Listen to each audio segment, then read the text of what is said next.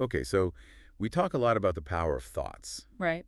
but like, what if our thoughts could actually like create reality? Whoa. Yeah, you're talking next level stuff. I know, right? And that's actually what we're going to be diving into today. I'm excited for this one. Me too. So we're exploring the work of Neville Goddard. Oh, yeah, he's fascinating. He believed that our thoughts don't just shape reality, they actually create it. Big statement right I there. know it's wild. So, like, where do we even start with this? Well, he talks a lot about like everyone has this inner voice, right? This running dialogue in their head. Yeah, you mean like the constant chatter that never seems to stop? Exactly. And Goddard called this the word. Hmm, the word. Yeah, and he believed it holds like immense power. Okay, I'm intrigued. Yeah. So is it like less about what we say out loud and more about that inner conversation, the thoughts and like assumptions we're always making about ourselves and the world? You got it. That internal dialogue is like the force that shapes our experiences. Seriously. Hmm. So, like, if I'm always thinking I'm not good enough or I'm going to mess this up, then I'm actually like setting myself up for those outcomes. He would say so. Yeah.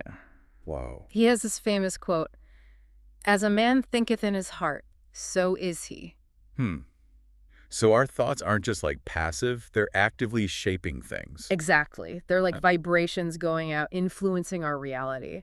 Goddard believed we're constantly projecting our inner world And outward. the universe responds. Yeah, like a mirror reflecting those projections right back at us. Wait, hold on. If I change my thoughts, I can actually change my circumstances. That's the idea. It's not just like positive thinking, it's about shifting those deep down beliefs about ourselves and the world. So, like, not denying the hard stuff, but choosing to focus on thoughts and beliefs that empower us. You got it. It's about aligning with the reality we want to experience. That's powerful, but also kind of scary. Like, Yeah. it's a lot of responsibility. It is. We're not just along for the ride.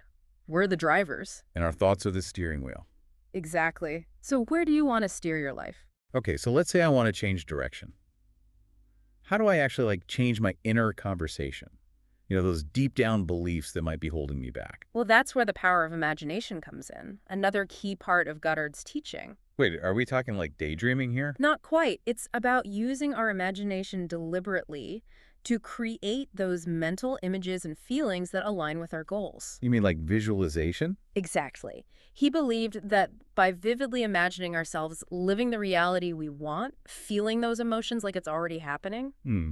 that's how we impress our subconscious mind and start manifesting things. So not just thinking about what we want, but feeling it, embodying it in our minds. You got it. It's about bridging the gap between our current reality and our desired reality. By creating a powerful internal experience. That matches our goals. This is kind of blowing my mind. Right. It's like magic, but also really practical. It really makes you realize how much power we have. Yeah, and how much we overlook it.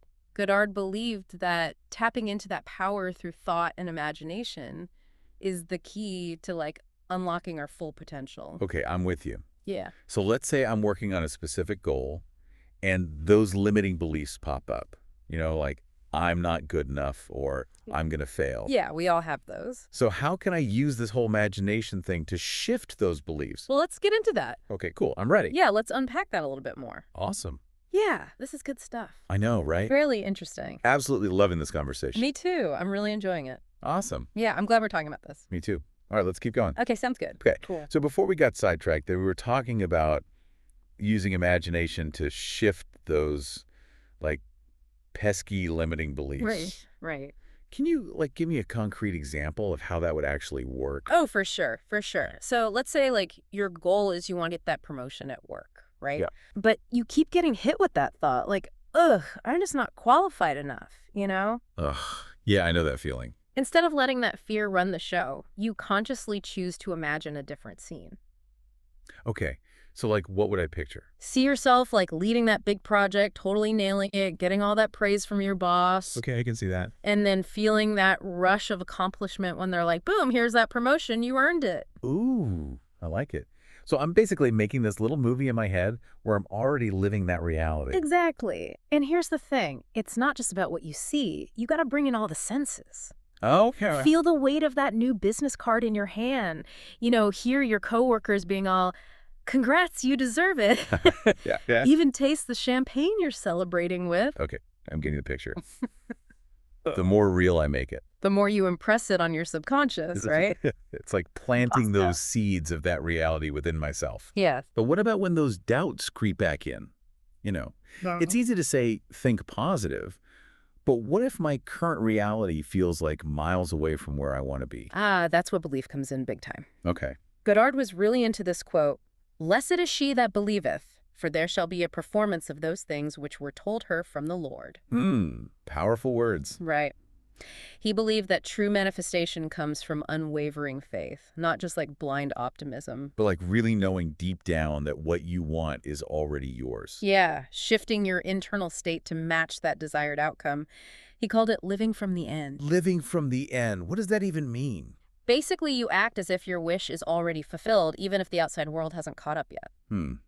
So I'm not denying my current situation, No. but I'm focusing my energy on where I want to be. Exactly. You're rewiring your internal GPS to point you towards your goals. I love that analogy.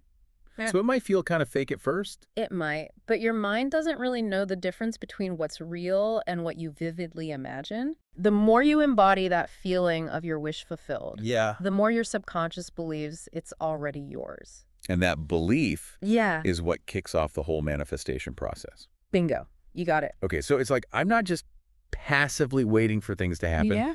I'm actively creating the reality I want. You are. You're taking control. It's both empowering and kind of mind-blowing. It is. It really makes you realize how much power we have over our own lives. And the responsibility that comes with it. Exactly. So- We're not just victims of circumstance. We're co-creators. With the universe. Right. We get to shape our reality. Which totally ties into what we always talk about on this show. Infinite expansion. Yes. Yeah. If our thoughts create our reality, then the possibilities are literally endless. Only limited by our own beliefs. Exactly. But I got to ask, how do we keep that sense of belief when things get tough? Such a good question. When life throws those curveballs and things aren't going the way we planned? That's where it gets really interesting. Okay, spill the tea. What do we do? Let's dive into that. So we were talking about like what happens when you're doing all the right things, visualizing, believing, Yeah, putting in the work. but things still aren't going your way. Yeah, that's the real test, right? Does that mean this whole thoughts create reality thing is just a bunch of like positive thinking fluff? I don't think Godard would call it fluff, but he'd probably say, you gotta look a little deeper. Okay, so what am I missing here? What's the deeper dive? He believed that like setbacks and challenges, those aren't signs of failure. They're actually opportunities.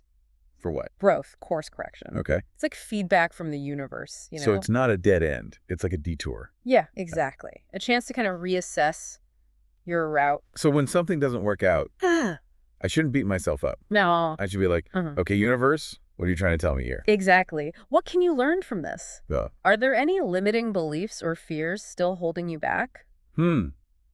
So it's about refining my inner world. Yeah, getting even clearer about what you truly want. And trusting that the universe has my back. Trusting the process.